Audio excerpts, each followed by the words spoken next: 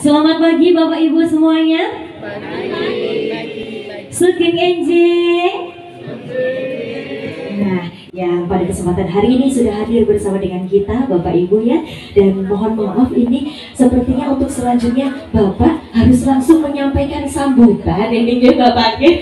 Ngapunten saestu Bapak ya. Baik, untuk selanjutnya akan disampaikan sambutan ucapan selamat datang dari Kepala Dinas Pariwisata Kabupaten Bantul untuk Bapak Ibu seluruh peserta yang hadir di Desa Wisata Tembi ini. Untuk selanjutnya semoga katur kepada Bapak Quintarto Heru Prabowo SS. Semoga katur Bapak. Izin buka puasa. Bismillahirrahmanirrahim. Assalamualaikum warahmatullahi wabarakatuh.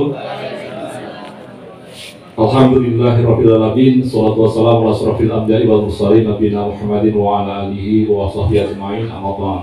Ya, kami hormati dan kami banggakan Ketua Indonesia Homestay Association, yang kami hormati senior guru saya Romo Tasfir, yang kami hormati Bu Titi Wahyuni, dan seluruh hadirin yang tidak saya sebut satu persatu, seluruh peserta di kesempatan seminar nasional pada kesempatan hari ini yang berbahagia, dan mudah-mudahan senantiasa dimuliakan dan diberikan barokah oleh Yang Maha Kuasa. Amin.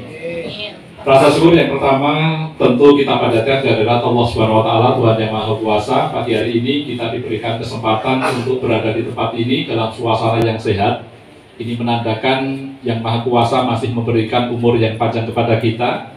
Patut kita syukuri bersama. Mudah-mudahan usia yang kita miliki senantiasa membawa kebaikan bagi kita, keluarga, masyarakat, dan bagi Indonesia, mudah-mudahan.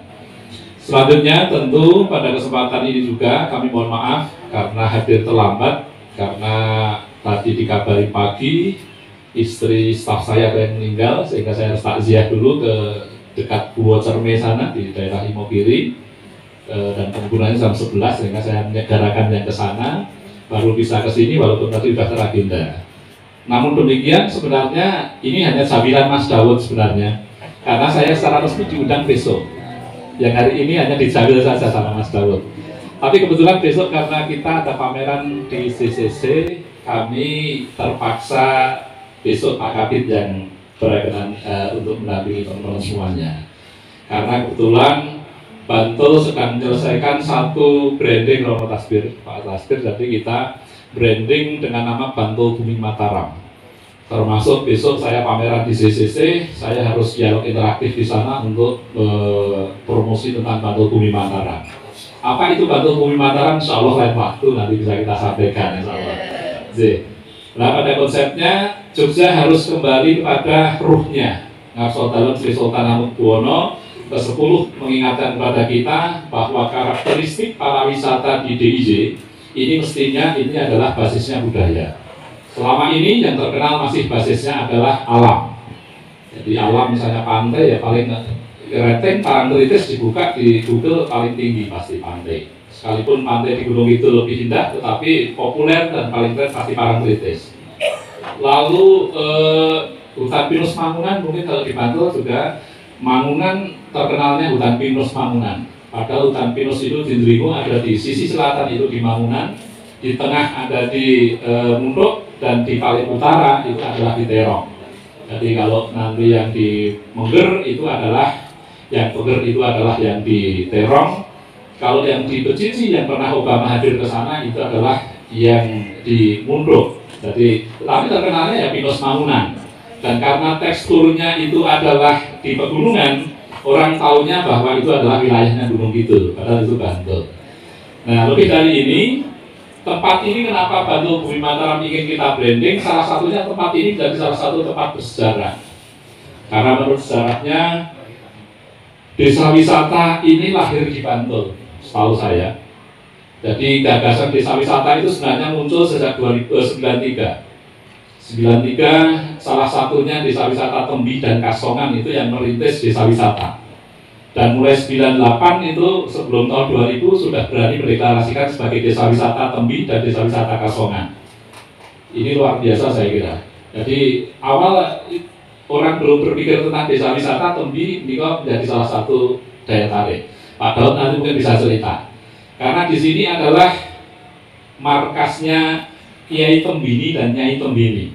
Jadi putra-putra Raja Mataram zaman Panembahan Senopati dan Sultan Agung itu ngangsu kawruhnya ya di sini diasuh oleh Kiai Tembini dan Nyai Tembini.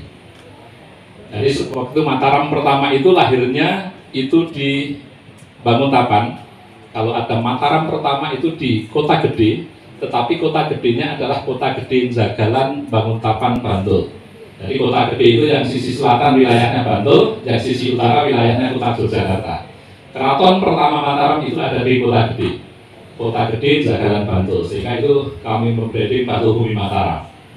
Mataram juga pernah jaya di masa kepemimpinan Sultan Agung ini di Kerto, Pleret Bantul.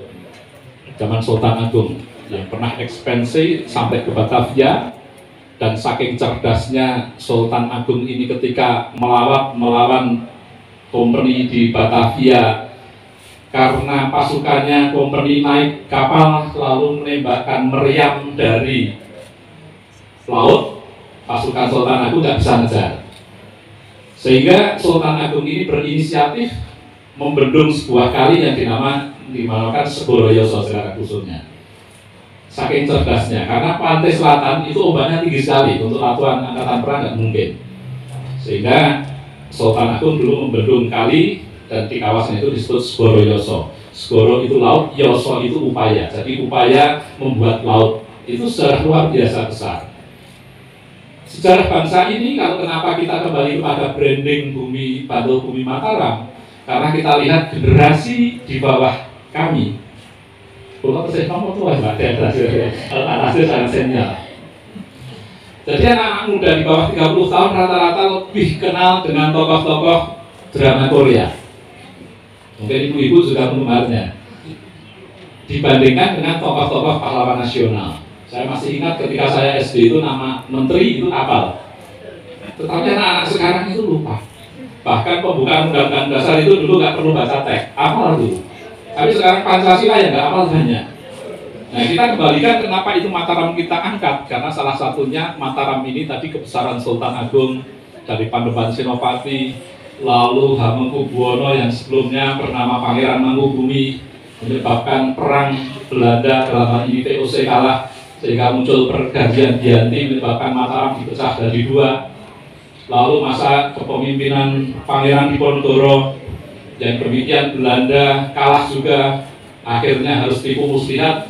Pangeran Diponegoro diiming-imingi jadi wali negari, akan diberangkatkan haji, ternyata tidak pernah sampai Arab Saudi, tetapi dibawa ke Batavia. Setelah dari Batavia diasingkan di Makassar sampai meninggal dunia. Tipu muslihat, bukan karena mampu mengalahkan. Zaman masa Hamengkubuwono IX, bagaimana ketika NKRI ini tidak punya uang, Yogyakarta keratonnya menyatakan bergabung dengan NKRI. Padahal pada waktu itu Kasultanan Ngayogyakarta ini adalah berdaulat, merdeka. Tetapi dia dengan kenegarawanannya menggabungkan diri untuk di NKRI. Dan ketika APBN pertama tidak mampu, 6 juta golden dari Keraton Ngayogyakarta diberikan untuk NKRI, ini luar biasa. Dan pada era reformasi tentu tokoh dulu Tritunggal, tetapi akhirnya pecah. Gus Dur, Ibu Mega, dan Sultan Hamengkubuwono X ini juga sangat besar. Sehingga kalau kami matur, Borobudur ini peninggalan bangsa Sailendra sekarang menjadi daya tarik wisata internasional. Kami berharap bahwa Mataram juga punya magnet nanti internasional pada saatnya. Sehingga kita rintis Bantul Bumi Mataram, insya Allah tahun ini kajiannya selesai. Tahun depan kita siapkan master plan, dan tahun 2025 insya Allah Bantul layak disebut Bantul Bumi Mataram, tapi masih 2025. Yeah. Apa yang nanti akan dikenalkan di sana? Harapan saya nanti tidak kayak Mas Imam tadi, ketuanya HPI sekarang masuk di pusat atau di mana, jadi bergoto.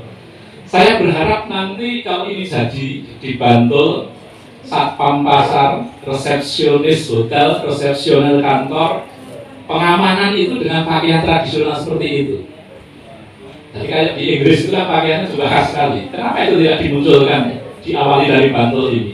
budaya-budaya seperti itu. Jadi kalau hotel sudah tidak pakai pakaian satpam lagi, harapan saya nanti ke depan 2025 pakaiannya sudah kayak pakaian Mas Imam itu. Inilah kira-kira nanti, sehingga nanti termasuk di desa-desa mungkin kalau selama ini ada atraksi itu kalau ada tamu.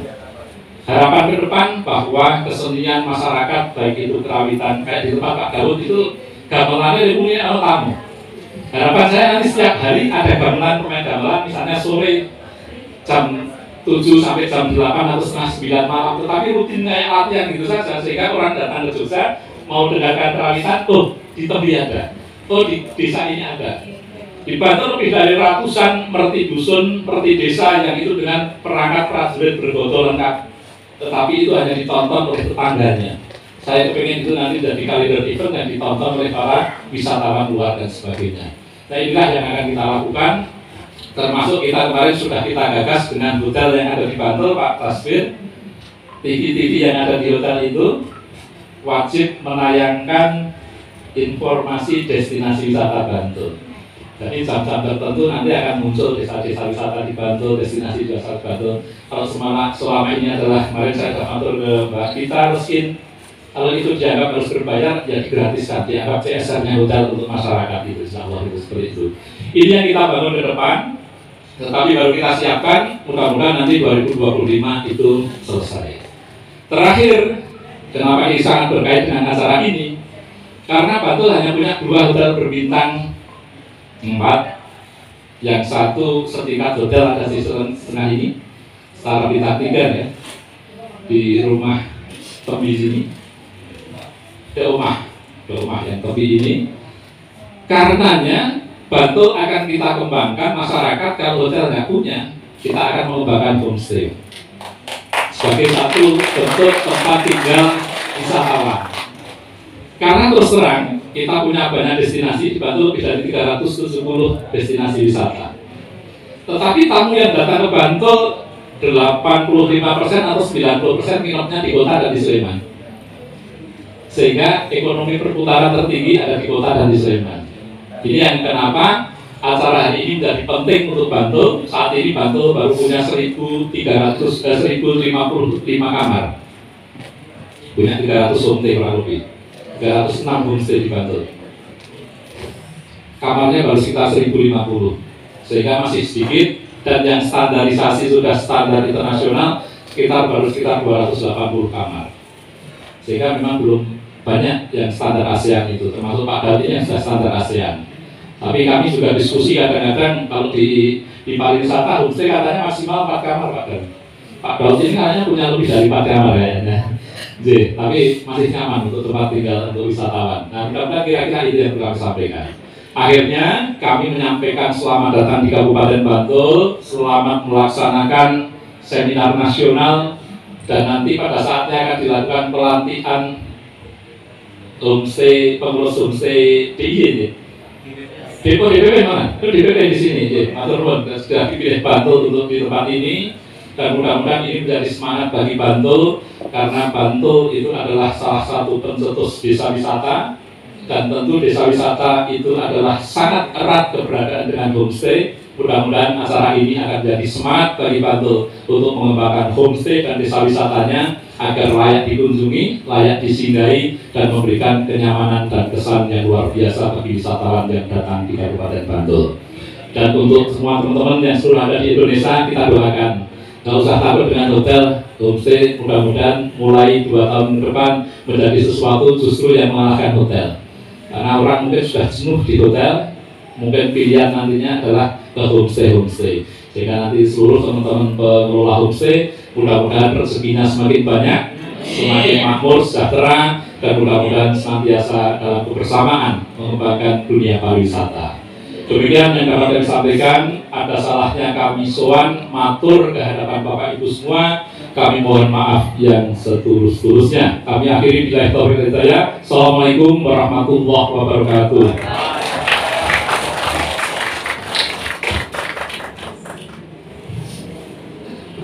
Saya ucapkan terima kasih kepada Bapak Gwentarto Heru Prabowo Esos sebagai Kepala Dinas Pariwisata Bantul yang telah berkenan untuk bisa menyampaikan sambutannya dan sedikit bercerita juga tentang sejarah ya Bapak Ibu ya tadi ya, tentang bumi Mataram yang ada di Kabupaten Bantul. Namun nampaknya tadi belum sampai selesai untuk ceritanya, tapi semoga lain waktu ada lagi kesempatan untuk kita bisa sama-sama belajar begitu tentang apa sih yang dimaksud dengan wisata bumi Mataram di Kabupaten Bantul itu ya. Baik, dan untuk selanjutnya setelah tadi sudah disampaikan sambutan oleh Kepala Dinas Pariwisata Bantul, untuk berikutnya akan disampaikan sambutan untuk mewakili Kementerian Pariwisata dan juga Ekonomi Kreatif Republik Indonesia sebagai koordinator pemenangan tuan rumah dan pendukungan MICE. Untuk itu kepada yang kami hormati Ibu Dr. Anda Titi Wahyuni MM, saya silakan semoga katur Ibu.